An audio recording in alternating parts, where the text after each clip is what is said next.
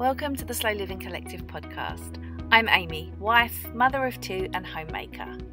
Come along with me as I share my love for simple living, growing in my allotment garden, diving into what it means to be an urban homesteader and embracing life as a mother and homemaker. Hey guys, welcome back to the Slow Living Collective podcast. Thank you so much for joining me again today. Today I have a really exciting conversation to share with you, and I want to welcome back Roseanne to the podcast. Now, you might have heard her in a previous episode. If you haven't, you need to go and check that episode out. We spoke a couple of episodes ago about living naturally, and it is an amazing episode if you are into slowing down and just living a more natural way of living. So go and check that episode out. But today's episode, we are delving into a big favourite topic for the both of us, and that is home education. So Roseanne and I both home educate our children, and Roseanne is a little further along the journey than I am, as her children are just slightly older than mine. But yeah, it's a fantastic conversation. So let's jump straight into it. Okay, so hi Roseanne, and welcome back to the Slow Living Collective podcast, because I know you've been here before, and thank you so much for joining me. So, like I said, I know you've been here before, but before we get into today's episode, do you want to introduce yourself and tell anyone who maybe hasn't heard your other episode who you are, what you do, and all of that? Yeah, hi Amy. Thank you for having me back. I'm Roseanne. I am a home educating mum of two, and my kids are almost 6 and 7.5. And yeah, they've never been to school. They've been home educated from the beginning. So super excited to discuss this with you tonight. Excellent. So we're going to discuss home education, why we've decided to home educate our children, because as you just said, both of us home educate as a first choice. And so for anyone listening who isn't familiar with home education, that means that our children have never been to school, they won't go to school, and so therefore home education is the first choice for their education. So firstly, what made you come to the decision to educate your children outside of the school system? To be honest, I started to research elective home education before I even had kids. I myself was a lecturer in a college for about 4 or 5 years before I had my own children. And I came to really question mainstream education as a whole, and just the stresses of working within education and surrounding the national curriculum and Ofsted obligations and requirements. And I just found it to be such a one size fits all provision.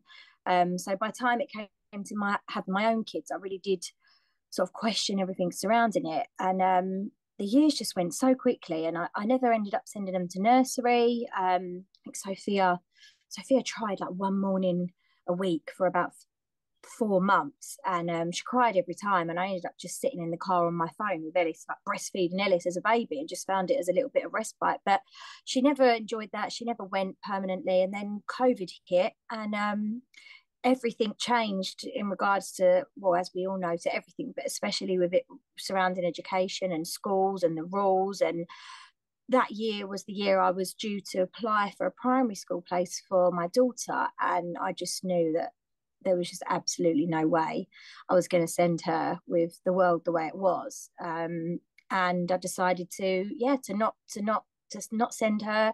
Didn't apply for a place, and yeah, it's been 3 years now, and she's nearly 8, and yeah, we've just really taken to this like slower, more unconventional way of education and way of life. So yeah, it's been a really insightful few years, to say the least. Yeah, absolutely. And it's funny that you say that you started your daughter at nursery, because I did the self same thing. And it's funny because from my perspective, so my daughter, she was only 1 when COVID hit, literally just turned 1. But like you, I had also thought before I even had children that I would really like to home educate them. And I said to my husband one day, like, I think if we have children, I'd quite like to home educate them. And he was like, sure. And so yeah, when COVID hit, I was quite, because she wasn't in the sort of age bracket anyway to be at school or nursery or anything. It was just really nice just being home with her. And then where it was end of last year, I was like, you had one of those little home educator panics where I'm like, am I doing enough for her? And so I was like, we'll try one afternoon a week at nursery. And she didn't mind. Like, she did just go in okay, but she was just, she never really spoke about it. It didn't really sort of add any extra value to our life, which was what the intention was, to just, I guess, give us something extra on top of home education. And I just didn't really feel it. So she went probably about the same, probably for about 4 months. And then I was like, oh, enough's enough. And yeah, she doesn't even ask about it. She did ask me once. She said, I haven't been to preschool for ages. And I was like, yeah, I know. But yeah, other than that, I think it just wasn't adding anything extra, and she was sick all the time, and it just really impacted the rest of our home education because we couldn't go to forest school, and it was just, yeah, it was just like this these 3 hours once a week just impacts the whole rest of our week, if not 2 weeks, because then everybody gets sick. So Mm. yeah, it was just not for us really. But Yeah, I totally feel that. Sophia was the same. She would like get herself in a worked up the night before when I'd get her little out like preschool uniform out, and then she'd, honestly, it was so awful. But I kind of felt pressured into, that's what she need. Everyone was saying she needs to get used to being apart from you because next year she's going to school, and I kind of buckled under the pressure, which actually is so not like me. But obviously, I had such a small age gap. I also had a newborn. I was feeling so overwhelmed with, am I doing enough with her now that I've just got this newborn like attached to me 24/7? If I could change, like turn back time and change it, I definitely wouldn't even let the thought enter my mind of even sending her. But in a way, maybe it's a godsend that I did, because it made me realize how it so was not for us. I mean, obviously it is for some, and so many kids, running in and laughing and just, having an absolute ball. But yeah, she was just not one of them. And that, I suppose that comes back to, again, like education just being, it proves it's not a one size fits all, and what works for some just really doesn't for others. yeah, absolutely. And I think I'm always like, when I talk about home education on like Instagram and stuff, I'm always like so careful, you know, to say like, just because I choose this different route, it's not an attack on someone else's choice. Is school the right environment for some children? Absolutely. But I don't feel like it's the right choice for my own children. And so if people send their children to school, if that's the right thing for their family, then that's the most important thing. Yeah, definitely. I used to be really sort of wary of how I spoke about school versus not school on social media. But to be honest, the last year or so, I've just come to realize that actually, well, if anyone listening that does follow me, I'm definitely not a follower, and I just make my own rules. So I've come to be a little bit more reckless with the way I describe it. But again, I've worked within mainstream education for so long as well, and I suppose I see that side of it, and I see, how it can impact on children and teenagers' lives in a wrong way sometimes. And like you say, some kids, yeah, they're definitely made for it. They thrive in that education. They almost need that setting. But yeah, I'm sort of past the point of having to, explain that home education is not a second-rate version of education to people. And I suppose 3 years down the line, I've got the confidence to say that now. Yeah, absolutely. And sometimes I feel because my children haven't reached compulsory school age yet, I've sometimes felt like, well, what do I really have to say about it? And it's like, well, actually, educating ourselves doesn't start, when we hit 4 or 5, right? I've taught my children since they were born, and that doesn't stop when they reach 4 and 5 and I have to turn them over to somebody else because my knowledge becomes like, what, irrelevant. It's, Yeah. we're just learning all the time, and so there isn't sort of like this cut-off point where I can no longer educate them, and the same being like I have to turn them over to somebody else to educate them. So yeah, it's just, I would say I definitely sometimes speak a bit more sort of openly about it now. I mean, my daughter would be due to start school. She's 4 now, so she would be due to start school in September. And the funny thing is, like, I wouldn't even know what to do. Like, I see her, like, her peers, like people talking about like they've applied for their school places and stuff, and I'm like, oh yeah, I didn't do that. But I wouldn't even know when to have done it. It's just, yeah, it's funny once you sort of step away from that world, like you actually have no idea. Like, it only dawned on me after Christmas, like, oh my gosh, she would be going to school this year. And, Mm. like you said, like the time just, it's flown. And like, there's no way I just couldn't imagine, because we've Yeah. always had it sort of set in stone in our minds that she wouldn't go. So it's not been That's the beauty about it. If you know from the beginning and you don't have the worry, mine are only one school year apart. So although I did look at primary schools for the first time for my daughter throughout the pandemic, this having to the thought of having to apply just a few months later for my son, it was so nice just knowing I don't even need to be remotely involved in that. And, a lot of my friends that I stayed in contact with and met at baby groups with our youngest, obviously they were applying, some was their first child. And, on the groups, there was conversations going around. And I just thought, you know what, this is actually so nice yeah. to just know the journey that's just going to follow on repeat 1 year later. And I already felt, because they're so close in age, like you said, even though he hadn't hit compulsory school age, he was joining in everything, and having them so close in age, they basically are at the same level anyway. So he was just joining in all the activities and learning we were doing, and he kind of just started a year early, if you like. Yeah. It is a nice feeling when you don't have to worry about them leaving and looking and searching and what's going to be best. And that's the thing, it's so hard. But my friends that are trying to get their children to school for this year, they're looking around schools and their closest one within their catchment is not the one they want. And I just think, God, there should be more choice for parents that want to send their kids to school or need to, or their children want to. There definitely should be more choice with the schools that they want to choose their child to go to, instead of it just being dependent on where you live. I've been listening to my friends, and yeah, I think, God, that's so. When you think about it, it's so unfair. There should Yeah. be more choice, because it's every child's different, and some are going to have different provisions to suit others. So that's definitely one thing I'd say about school. Yeah, there definitely should be more choice for parents on which one they can go to.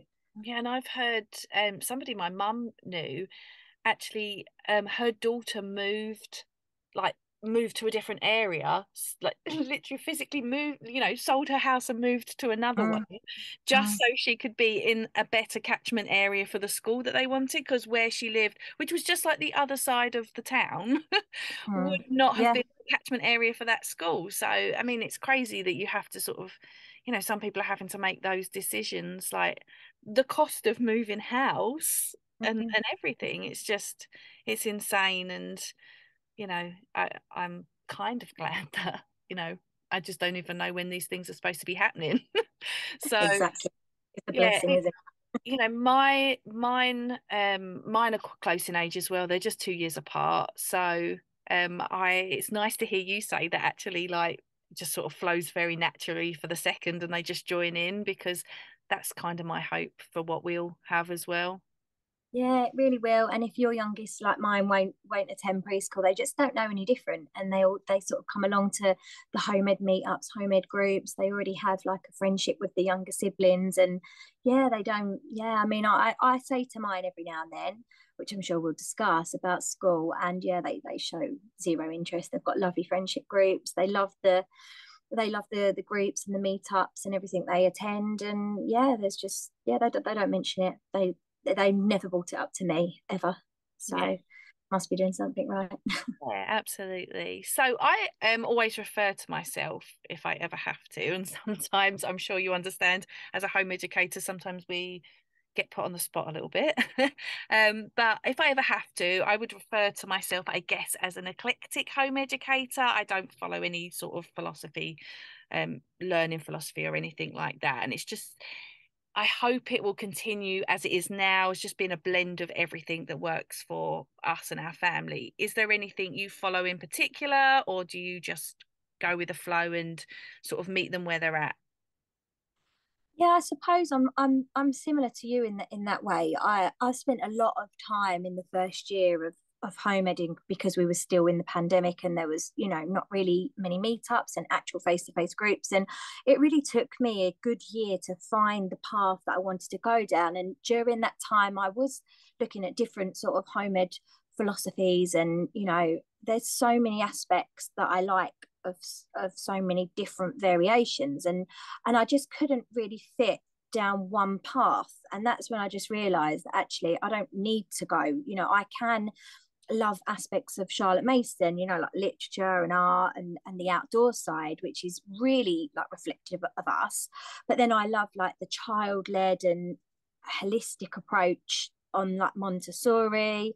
And then I love like the imaginative side and artistic side of the Waldorf. And I just thought, well, I don't want to be just one of those. So it's definitely just personal to us. And I just pick aspects from most of those that I've just described, just to kind of find like a nice balance between them all. And I just think ultimately I really focus on like a slow, natural, like emotional development. And I just don't think you need to follow like one path to make it work for you.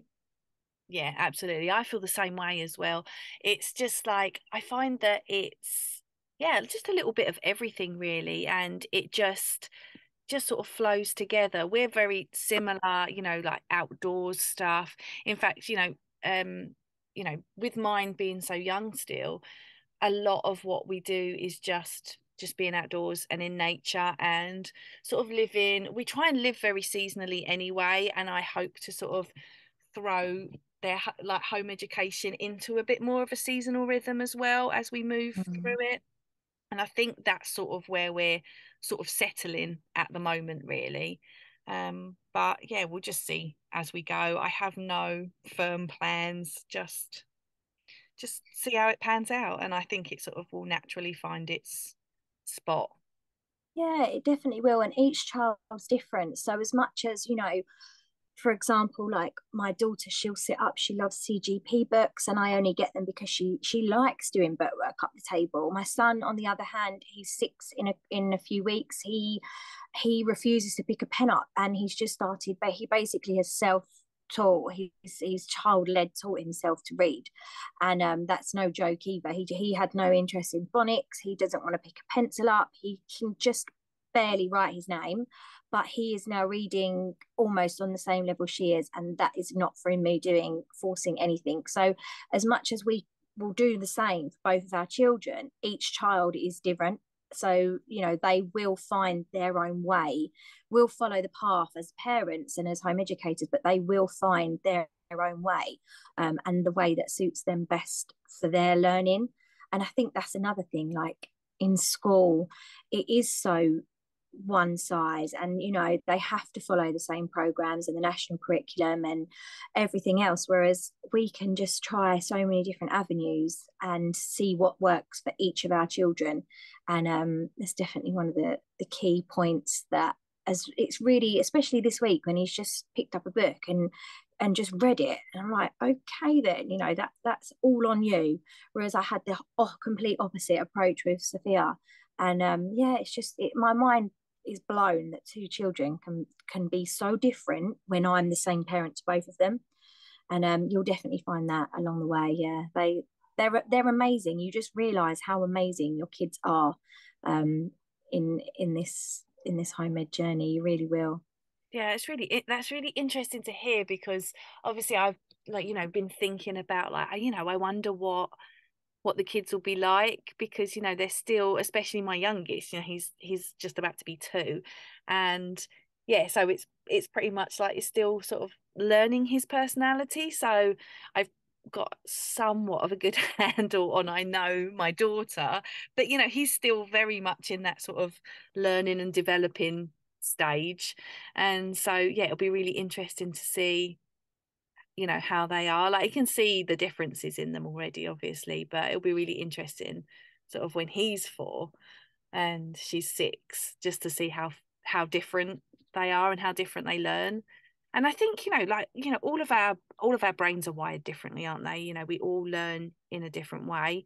And, like you said, at school, it's just sort of like this very sort of one route of prescribed education, and you either fit into it or you don't. And if you don't, you don't always, get help and that's for special educational needs children. I know it's really difficult for them to get the right provision for their children, and yeah, it's just tough when it's sort of this one size fits all, and we're not all the same people, not even two of us are the same. So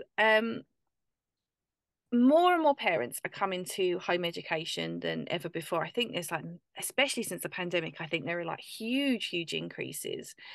Do you think that it's the worries about the school system that has people pulling away? Or do you think it's more related to people wanting to slow down, maybe particularly after the pandemic where we were sort of forced to slow down? Or do you think it's something else? But you know what? I think there's a real mixture. I mean, the more I speak to people that I meet at groups and obviously on social media and everything like that, and my friends, I think definitely more people are aware now of home ed and the opportunities. I mean, I've had people even question me if homeschooling my kids is legal. That's how little like they've known about alternative provisions that you can definitely legally provide for your kids. So I definitely think there's more awareness of it. A lot more people now, they since the pandemic, they do want this sort of slower life pace, with more opportunities, but ultimately the majority of people that I speak to that have pulled their kids out of the school system, so they have been in mainstream education and then they're now they no longer are, is because they have been let down by the system. They've lost faith somewhere along the lines, whether their child has specific needs or wants, and the mainstream system just it just can't meet the expectations that the parents have. It doesn't make the allowances for it, whether that be to like lack of staffing, funding, time. I just think like so many professionals now, teachers are overworked, underpaid. The system is so outdated. There's so many faults within it now, and parents, I think, since the pandemic, are realizing that they don't have to accept that and that their children deserve better. There's so many more illnesses now, physical and sort of emotional, mental, in children, and I think the pandemic has a lot to answer to that. But even previous to that, there was, but I just think parents now realize that they have got this choice, and maybe their children were flourishing not being in that mainstream school environment, and they were overcoming these challenges, and now they're taking back, if you like their child's education, and realizing that they can absolutely do it themselves, and that ultimately their child is in a better place because of it. So yeah, it's definitely a mix of both of those points, definitely. Yeah, I've definitely got friends who were like full on track to send their children to school before the pandemic, and then actually, flipped their thinking, you know, completely opposite, and, then never sent their children on to school. And it's funny because sometimes when I talk about home education, everybody's first response is like, oh my God, I homeschooled my kids in the pandemic. And it's Oh, like, no, it's you not didn't. the same. It's not the same. What No, you you did was didn't. You replicated a school day in your home whilst living through, this pandemic that none of us were prepared for, with emotional challenges, mental challenges that nobody had ever experienced before. And I can honestly say it is absolutely nothing like that when you electively home educate your child. Absolutely nothing. And that's one of the biggest gripes of conversation I've had over the last 2 years. And I can actually like feel my blood burning when people are like, oh, I don't know how you do it. Oh, when I had to do it, oh, it was hell. Oh no, you didn't, because you didn't choose to do it, first of all, and you were just force this work whilst you were trying to also cope with this mental stress. And it's just, yeah, you cannot compare. That is, yeah, I can, no. No. I don't want to be the result of your blood pressure rising. Yeah, I can feel that rising up as we speak. It is crazy. Also, I just think, like, at what point, like, do we accept letting somebody else determine the needs of our own children? That, that is what it comes down to, isn't it? When that is the answer to me. Like, I just am not ready for anybody else to determine or tell me, that doesn't even know my children or us as a family or our lifestyle, to think they can determine the needs of my own children is just, yeah, it just doesn't sit right with me at all. Yeah, there's so many like funny things that come up when you home educate, I think, as well. Like that one being one of them about like, oh, I homeschooled during the pandemic, or there's just so many different things that I think, like, when you're a home educator, it's almost like home educator bingo card. It's like, yeah. That one's going to pop up, don't you? yeah, Along with the next one that we'll probably discuss, but obviously the socialization aspect of it. I always that. I'm like waiting for that to come up. Yeah. It always does in every conversation with somebody you meet. Unless obviously it's fellow home edder and we can laugh about it. But yeah, that question, yeah, that's a classic as well. Let's talk about it. Let's do it. The biggest question everyone has about home educated children is, how will they socialize? It makes me roll my eyes every time. Sometimes in front of people, which I need to get a better pace. But now, me and you know that home education provides so many ample opportunities to socialize that, exist far beyond the classroom. So how do you navigate this question when it comes up? Because I think it's probably one of the most common ones. Yeah, it definitely is. If I had £1 for every time I've had that conversation, it would pay for probably the majority of the groups the kids go to every week. But at the beginning, I was so nervous to tell people. Sometimes I wouldn't even say that I home educated them. Like, I'd be out on it, people would say like, "Oh, not at school today," and I'd be like, "Oh no." But now, like, I suppose you just grow in confidence through the years, and when that question comes up, when it used to come up, I used to spend sort of 5-10 minutes describing in detail the groups that they go to and the children and that they see and what they do, and trying to almost like prove myself.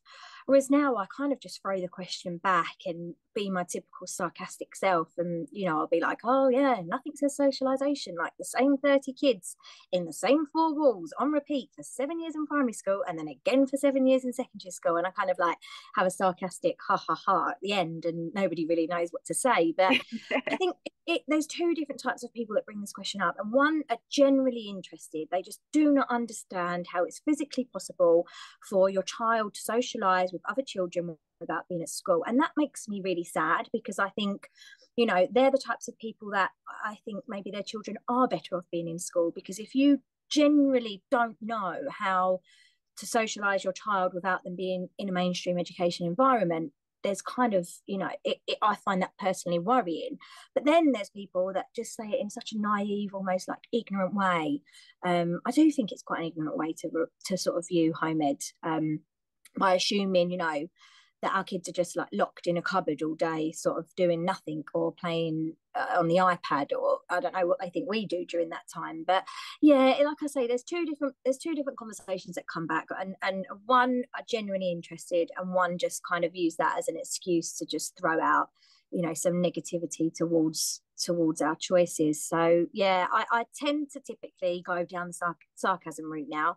It works wonders. People don't know what to say, and then it throws it back on them to answer how they feel their child socializing in these 4 walls every day. And yeah, it's quite a good conversation starter, actually. Yeah, I think the same, and I have the same view as you. Like, children, when they go to school, as we've already touched on, that not only are they sort of within the same 4 walls with the same 30 kids, but they're also largely in the same postcode as well. So, like, take for example where I live, it's not a hugely diverse area for a start. It's, Hertfordshire, it's, I'm not saying I'm wealthy, but it's a wealthy area, right? You have to have a lot of money to, purchase property here, or rent here, whatever, your choice is. But you're talking about 30 children spending 5 days a week together, 6 hours a day, all of generally, probably the same socio-economic background, if Mm. not, the same, potentially the same race. I when I went to school, so I didn't live where I live now, but still in Hertfordshire, and yeah, my class was not diverse at all, not Mm. at all. And so, there's what I find with home education is that your children actually socialize not only with people from all different backgrounds, but all different ages as well. It's not just solely like my daughter doesn't go, which she goes to forest school and farm school, and with yourself, Oh, and yeah. the the children are not all the same age, and it's really interesting because the forest school we go to is still like a part of the toddler group, so she can go until she's 5, and it's funny how many families go to that are drawn to home education. I've spoken to so many different people that because it's not strictly a home ed group, I'm always like, oh no, I'm gonna home educate her, and everyone's like, I've been thinking about home educating, and like it's funny because you actually make connections quite easily it sometimes, because once you sort of start talking about it, you find people that are like, oh, I'm going to home educate. Like another friend of mine, we met through forest school, and yeah, we were just talking one day and I was like, oh, I'm going to home educate my daughter, and she's like, I home educate mine. And so yeah, I think sometimes you can worry, like I know, because I'm still sort of at the beginning in terms of like, if we were thinking about traditional education ages, I still feel like I'm, right at the beginning. And I used to think, oh my goodness, how will I ever meet anyone? But it does just happen. Definitely, yeah, 100%. I think like also for us as parents, like it's definitely socially impacted my life as well. I mean, in my job and just the way I am anyway, I'm a chatty person. I meet new people every week, so I don't really struggle with meeting new people. But I know some parents that I have come across in the home ed community, they're quite shy or they might be not so confident, and it's so nice to then get to know them from a real diverse community. Like obviously I'm in Essex at the minute, I'm on the border of Hertfordshire, I border East London. The kids and I are around realistically probably 100 different people a week, children and adults together, and it's so nice for me as well because like you said, I also grew up in Hertfordshire and it definitely is not a diverse community, and I myself have learned so much, just about life and the opportunities um, and different faiths and religions and just everything, the ways of bringing up children and family lifestyles and choices. Like the difference it's made to me as an adult and as a parent is also I never would have had this if I had just sent my children to a local school. I know I wouldn't. So it's brought a wealth of information to me as well, which is I'm so grateful for, so grateful. Yeah, I feel the same. Like, I would definitely describe myself as more introverted. I can force a bit of being extroverted where necessary, but I know that ultimately, yeah, I'm an introvert and I socialize, and then I'm like, okay, I need to go and like close the curtain, sit in a dark room and decompress for a little while. And but I find, having to socialize because, I know that, that's part of our home education, but also having met people along the way that, makes me want to go and socialize as well, right? So yeah, I find it's had a massive impact on my life as well, and meeting new people, and yeah, I just find it incredible. And like you say, if I sent her to school, I don't think I would have that at all. It would just remain, my small little group of friends who are ace, but it's also nice to meet other people that, are doing the same thing as you, and, you can ask questions to. I just think that it's sort of widened my circle a lot. And, it's nice to find, it's always nice to make new friends. And I think as adults, sometimes that can be a little bit more difficult. my daughter will happily make friends with someone at soft play, and we went to the zoo a couple of weeks ago and she's still talking about a friend she made, my best friend at soft play. It's like, I don't My know if children do that. My kids do. Oh yeah, we were at the park on Sunday and a little boy asked Ellis to play tag, and they were playing for probably 30 seconds, and we got in the car and he was like, I didn't ask my new friend his name. I'm like, oh, it's just so cute. If only it was that easy for adults. No, I think I'm a bit of a social butterfly, to be honest. So I don't find like going to new groups or meeting new people remotely like triggering, or I don't get any anxiety over that. But I'd say about 85% of fellow home ed parents that I know do.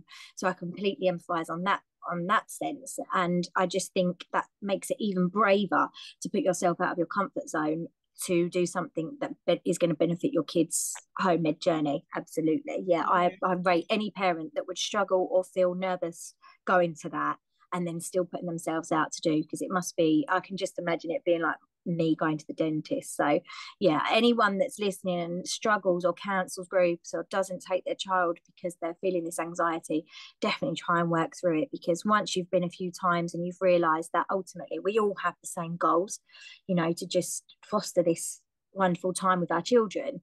And yeah, I definitely would say just try. And everyone I've met's lovely, you know, we're just the same. We've got the same goal. We've got the same goal, we've got the same morals, you know, we all want to just like enjoy this discovery together. So yeah, definitely keep working through it, even if you feel like you are an introvert and you don't have the confidence.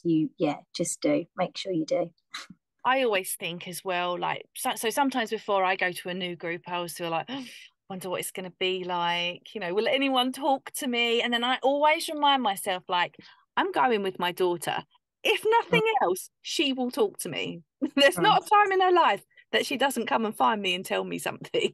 So, you know, I think as well, it's almost like a bit of a safety net because we're with our children. And, you know, if no one talks to me, then I'm just going to talk to my daughter, you know, because I'm there for her. And I've never come across a situation where nobody will talk to me. So yeah, exactly.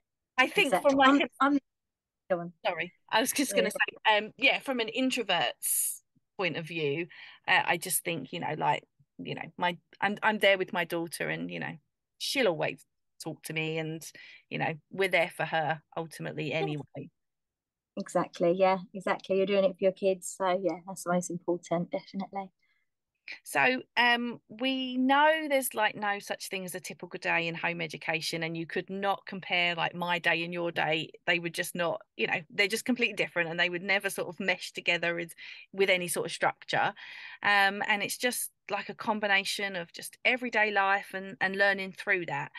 But if you could explain what a typical home ed day looks like in your family, what would it look like?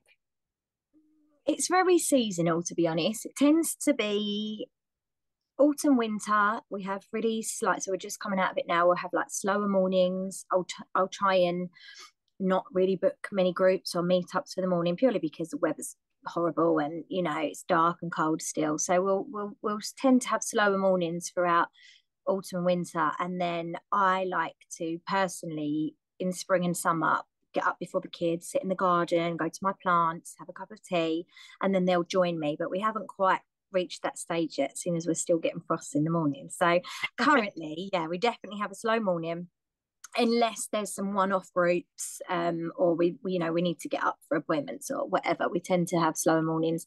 My kids absolutely love a leisurely breakfast, and I must admit, every day, even if I really can't be bothered, I make myself and I remind myself that actually if they were at school, they wouldn't be able to have this like 3-course breakfast, because they'd be out the door at I don't know what time, 8 probably or before.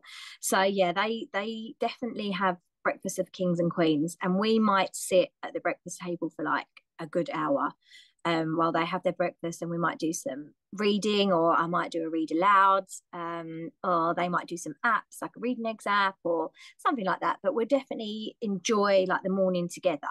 I tend to try and not be on my phone at that point or get back to clients or, you know, anything like that. I try and just have that morning where we focus. And then once they have finished eating and, you know, they're raring to go, I try and get a little bit of like formal table work done especially as they're getting older. I never did before, but now they're getting older, I feel like repetition is key, for a lot of their like formal work. So we'll just sit up, not for long. We might sit up together and do like a read aloud for half an hour, and a book study, and then I might sit one to one.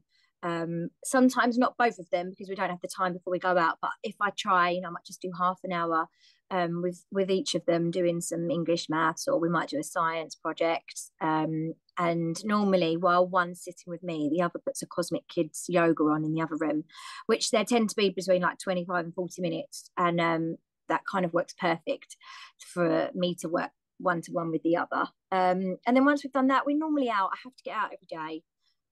So we'll have a group, or swimming, or a meetup, or a sort of a crafty session, or soft play if it's raining, farm school, Yeah. which I really hope will be a more regular thing. Yeah, forest school, and we'll go out and do what we've got to do. And then in the afternoon, it just depends how long our groups or our plans are for that day. But in the afternoon, we tend to do like, if we've got a project, so like a geography project that we have at the minute, a twinkle one, or an art study, or again, if we haven't done our book study and read aloud, we'll do that.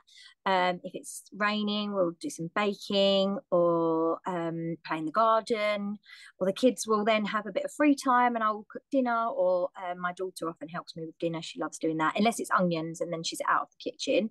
So yeah, so they'll sort of help me, and we always, I eat dinner with the kids early, because I just found it was just really stressful making two different dinners and trying to make dinner again when they were in bed. So yes, for the last sort of 3-4 years, I cook like one meal, I'll eat with the kids at the table, and then my husband eats later, like once he's home. He doesn't get home before they're in bed most times, so I always eat with them, and we'll like reflect on the day, and normally they'll ask about the plans for the next day or plans for the week.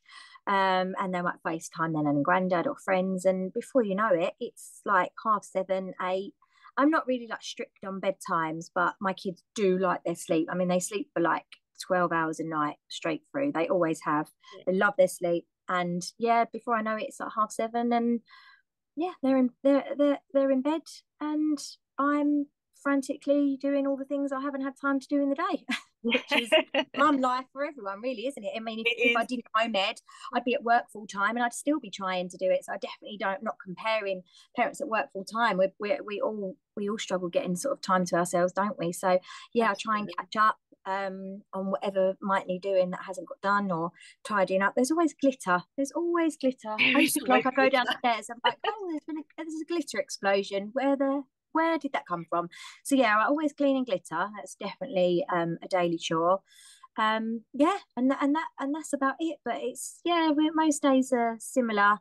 But as I say, I think it's really seasonal as well. Like in the summer, I want to be outside as much as possible, and in the garden. And in the winter, I love being cozy indoors, sort of by 4, half 4, when it starts getting dark. So each time the new season comes, I'm ready for it. Do you know what I mean? Yeah. Yeah, it's funny because we're the same actually, like through sort of late autumn and winter, and early spring where we're at the moment.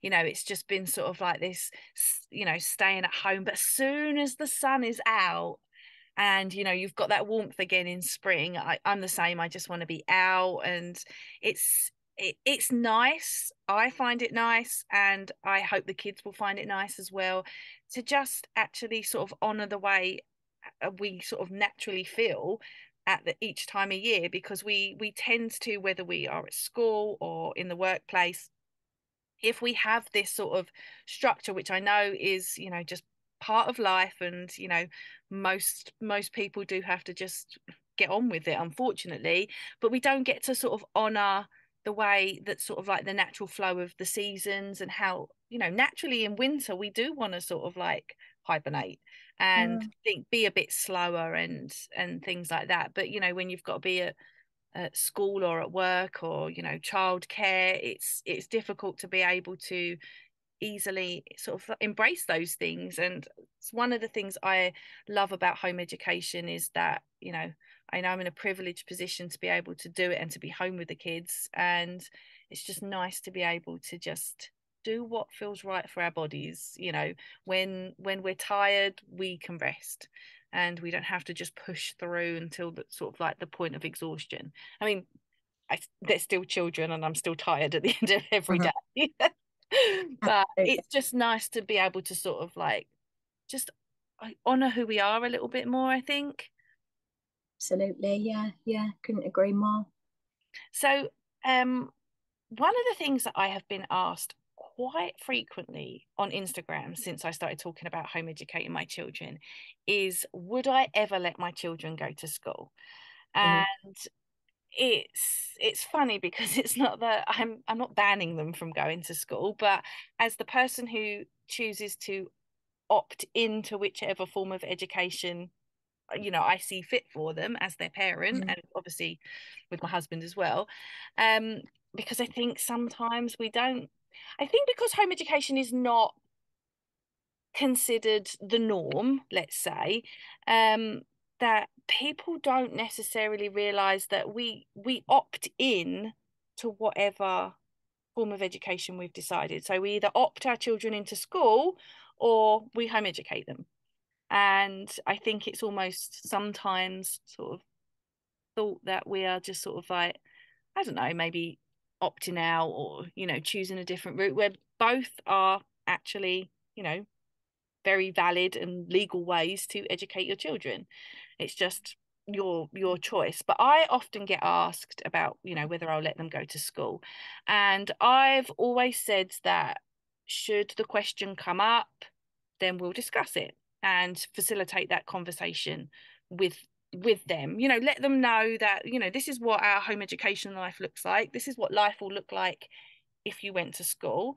And, we discuss it in an age appropriate way should it ever come up. So if your children ever wanted to try school, what are your thoughts on that? Similar to yours, to be honest, Amy. I get asked that question a lot, and a lot of people will say it in front of the kids, and the conversation will come up, and they are getting older now, and it's not a taboo topic. I don't hide it from them. We often, they're often around children, my friends' kids who are at school, and I'm definitely not anti-school.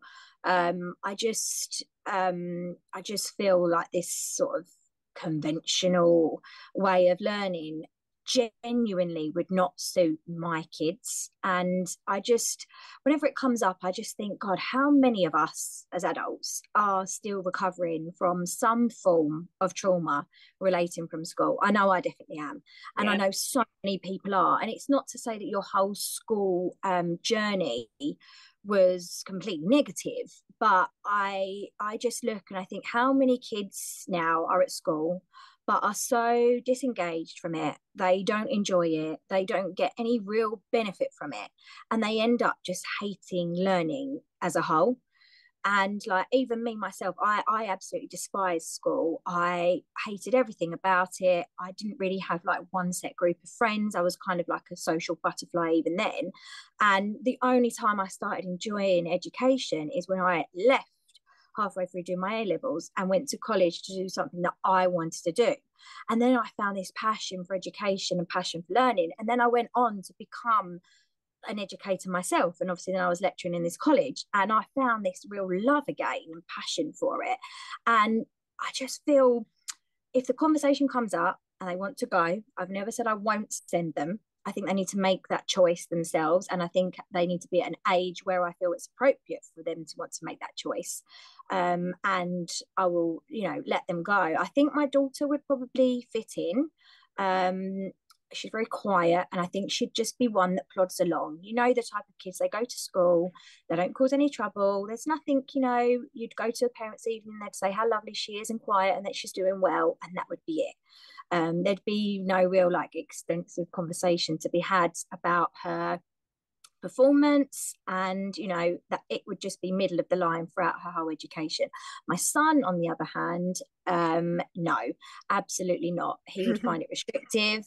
He would feel a real strain. I know, and he's only almost 6 years old, and I can just see that a mainstream school, it would not be the place for him. I have looked, obviously I'm moving, I've spoke about that before, I'm moving, and ever since we started home ed, obviously I've had schools in the back of my mind, and I think if they wanted to go, I probably would try them at a Steiner school, I love like the philosophy around it. It focuses on the whole being of the children, like the academic, physical, emotional, spiritual, like it takes everything in. And I think if we get to the point where either of them want to try, where I'm moving to, there is actually a Steiner school not too far away, and I think that would be where I would start. I try not to think about it too much because it does, it doesn't make me anxious, but I just feel like, oh, we're in this journey, and I feel like I've got so much more to give, and they've got so much more to gain. But I do think if it came up and the time came and they wanted to try it, or for any reason they had to go, I probably would look at a slightly alternative provision, and I'd probably would choose a Steiner school. Yeah, I feel the same way. It's I guess the same as well, like a little bit of anxiety, like, because, we've chosen this, but, like you said, if they were at an age where it felt like they were able to make that decision, I think that the goal is certainly to home educate them permanently. And that's another question I get all the time, like, what will you do when they get to secondary school? And sometimes I'm like, well, do you know what? I went through that education system. So if I can't teach them what I already learned, then that system didn't do that well for me. And, I was like a kid at school that I did okay. I probably did, above average in terms of, how they judge things. And I was never like an A-star student, but I plodded along. I always, every parents' evening got told that I talk too much. And like, can I go back and find my teachers and tell them that now I have a podcast and I can talk as much as I like? Yeah, exactly. Thanks for that. So it's like, yeah, I always got told I talk too much, I get my own work done, but I distract everyone else. And, as far as I'm concerned, looking back on it as an adult, it's like, well, that's their problem. If they can't tune me out, it's not my problem that they're getting distracted. But, going to school, I was, just like a standard student, and I went off to university after school. Because that's what I thought I should do, and did my degree. And I did my degree in history, and I loved it. And actually went back like a decade later, with the Open University, and did my master's just because I wanted to do it. And it's just that thing that, once I was able to find what I loved, then I really enjoyed it. I loved doing my master's degree. I mean, not easy, but I did really enjoy it because it was something I was really interested in. And that led me on to doing like different things, like where I live, I'm like on the board of trustees for like a heritage charity. So it's just like it it sort of like manifests in different ways. But when I look back on school, I'm like, like you said, I think there's still things that as adults we're all working through. And I don't think for maybe anyone that school actually leaves us how it finds us. I think it leaves some negative parts to it, even if you were, like an A-star student. Maybe if you were an A-star student, it's like, you felt like, you always had to perform at a certain level. I don't know, I feel like there are some aspects sometimes at school, like I said, that just it doesn't leave us how it found us, and not in a great way all the time. And there are so many different types of people who need different types of things from education, and like we said at the beginning, it's just it's not possible in our education system. Yeah, definitely. I was having a conversation with a home ed dad actually a few weeks ago, and he was saying about how imaginative his child is and creative, and I asked him if he'd listened to the talk from Ken Robinson, and he said no. And I said, oh, you should really listen to it, you'd really like it. But basically one of the points he brings up is that he says that creativity now is as important in education as literacy. And when I first listened to that live talk, God, it hit me so hard, because I thought, you know what, that's one thing as myself, like as a child and a teenager, I'm such a creative person, and I felt like school, mainstream school, is what complete that was like sucked out of me, and I left just feeling like no creativity at all. And then when I made that choice to go to college, and I trained as a hairdresser before I went on to teach, and I found that creativity again, and that was what I was missing. That is what was taken away from me. And I look at my kids and how, and their imaginations and how they flourish, and I'm like, you take after me in that sense. You have got this passion for creativity that I need to provide for you, to make sure that you don't have the same feeling I had years down the line. Yeah, absolutely. I sometimes look at my daughter and I just like I'm amazed like with how creative she is and her imagination. It feels just like next level. And I often think like I wonder like if you went to school, if that would, almost be sort of stamped out of you. And Mm. like I just, when I see her, how creative she is, and she can't read yet, but she has absolutely memorized the Hungry Caterpillar. So she'll read it to us. She'll just Love. flip the pages, and she creates the story herself. Yeah. And yeah, she just it just amazes me because she's not at the point of reading, but she's on the way, and that's all by her own doing. You know, Mm. just to be able to sit there and recreate the story is, the first step in that. And yeah, I just think, like we've said, it's school isn't for everybody. And, I think definitely my daughter, I don't think school would be the right place for her. I think that she's, she's so outgoing as well. She's like the opposite of me. And I just think that, she really thrives in her home ed life so far. Yeah. Yeah, I can vouch for that. Yeah, so She definitely fits in. She definitely fits in. yeah, like I said earlier, she forces me to be social, which is great as well. So Yeah.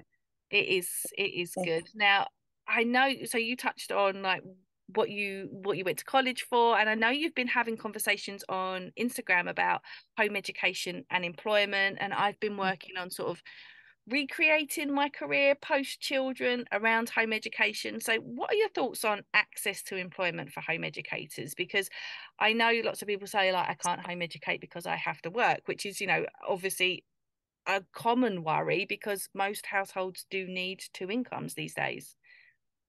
Yeah, it's definitely a topic that comes up a lot, which is, yeah, I have spoke about that before on my Instagram page. I'm hoping to set up some lives with lots of different home ed parents, so that we can hear, myself, but also for everyone, we can hear how people manage and what they actually do, because I just think a lot of the time the word I would use is unmanageable. I've always worked part time since having the kids. Even before home educating them, I went back to work part time. I left teaching. I haven't gone back to teaching yet, but I work part time in my salon, and I still do that now. I don't have much childcare options, so I think some people just assume if you work that you must have, a board option when it comes to childcare. I definitely don't. My kids don't do any drop off classes other than a 1 hour acro class on a Friday, when sometimes I go to Lidl's on my own. But I definitely don't have. I think there's a lot of like judgment surrounding like working as a home ed mum and childcare provisions for them. And I I work some evenings. I work a Saturday. My parents look after my kids on a Saturday. If I didn't work, I'd just be spending the day with them anyway. So I work on a Saturday. And I work some evenings as well, for a different company, doing some online work. But I would definitely say it's not easily doable. There's a lot of conviction on parents that don't work. There's a lot of conviction on parents that do work. I have so many different friends now, that home ed, and everybody's different, which is why I really want to talk about that more on my social media. But some work part-time and have childcare, some work evenings, some switch over. I've had a lot of people say to me they switch with their husbands around shift work. I don't have that option, so we don't really equally share the home ed provision. I do that and he works full time. But yeah, it's a difficult one, isn't it? I mean, I choose to work part-time. I wouldn't say so I have a disposable income, but it definitely gives me a more relaxed approach when it comes to extra classes for the kids, or new groups that come up, or if we're out and I think, you know what, let's get lunch out. I have that sort of option. Whereas if I didn't work at all, I just have to be more selective with how I spent our overall income, definitely. Yeah, I think because I didn't go back to work after I had my daughter, and certainly not, well, I did a little bit because I came off of maternity leave right into a pandemic. So I was like, I want to do something, because it was it's the panic of everything going on, and just wanting to sort of try and earn as much money as possible in case things got difficult. But I haven't after having my son. And yeah, I do like, because I'm even before having children I was a content creator and run my own business, and so it's just been finding, I guess, what I want to do next. And because I guess because I already have that experience, it's a little easier to know where to start, I guess. But with that there comes a lot of flexibility. So my husband works full time. He works full time from home, so he doesn't have a commute or anything like that. So there, when he finishes work, we just have to walk down the stairs. And so we do sort of gain that time back. But yeah, it's difficult, like you say. If you stay at home, there's society has one thing to say. If you don't and you go out to work, society has something else to say about it. We can't do right for doing wrong. So it's Absolutely. just, There's speculation on every viewpoint possible. I mean, personally, for me, on the one day a week that I work all day, which is a Saturday, I some days I'm really dreading it, or I feel pressure, or if the children maybe they don't, to be honest, get poorly that often, but if I've been poorly or they've been poorly or there's been some anxiety that week, or some type of negativity that's gone on, then I dread it, because I just want to be at home with them. I just want that day where we don't have any groups, and I just want to have a chilled day and spend time with them. But then on the flip side, some weeks, and this being totally honest, I can't wait to go to work on a Saturday, and it's nothing to do with financial benefit. It's purely so that I'm not hearing mum, mum, mum, mum, mum, mum, mum 24 hours in that day. And I actually am just Roseanne that day, and I'm having adult conversation, because, we've all been there some weeks, we can't go to groups, our children are not well, or something's come up. And, there has been weeks over these 3 years that I've home educated, but really over the 8 years that I've been a mum, that I haven't seen another adult other than my husband, and I'm probably in bed by the time he gets home. And I'm just craving like a bit of normality by the time it gets to a Saturday on some weeks. And I know there's parents out there who will totally relate to that, which is why I'm being so honest about it. But I sometimes just want to go to work, and I want to just buy myself a meal deal from Tesco's for lunch and not think about feeding anyone else at that lunchtime. And I just want to work. I want to chat to my clients. I want to enjoy doing what I love, what I've always done. It's just that bit of me that is still me. And sometimes, again, I know so many homemade parents, or all parents, but especially homemade parents, because we just don't get that time to ourselves. And I know some people will completely agree that we just need that day or that moment or that hour to just be ourselves again and take it all back. And we can go back again, like feeling self-assured and feeling like we're ready to take on the next delicate topic with our own kids. And yeah, I some weeks I don't want to go, but some weeks I need that day. I definitely do. Yeah, I would agree with that as well. And the stuff I do, I can do from home, but the same thing, like I will come upstairs, I will shut the door, and I am nobody's parent unless there is an absolute emergency. And I just like having something else to focus my brain on. I I just like having something that is just mine and I'm not Yeah. sharing it with anybody else. And Mm. I can, sit up here and, sometimes I can hear sort of like distant cries. But I'm like, my husband's there, he can deal with it. And, while I'm breastfeeding, I do have to sort of, pop back occasionally. But Oh, yeah, yeah.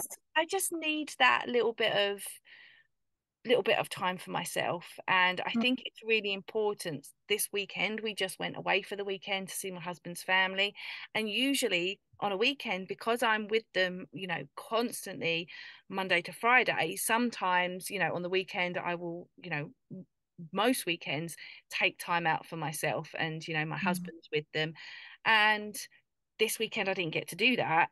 And when I have weekends like that where we go away and I don't just get time just for myself, like I feel it in my, just my general mood, but also my reactions to things. I am a lot less tolerant. And so I just think it is just really important. Like my husband said to me on Sunday night, like, seem a little bit tense. And I'm like, I Mm. am, Mm. because I haven't had any time off and now I'm staring at the week again. And Mm. I can't see, when we're recording, it's coming up to Easter weekend. So at least it's only a 4-day week. But, you know, when you're just about to hit Monday and you haven't had a break and you're like, I've got another 5 days until I Yeah.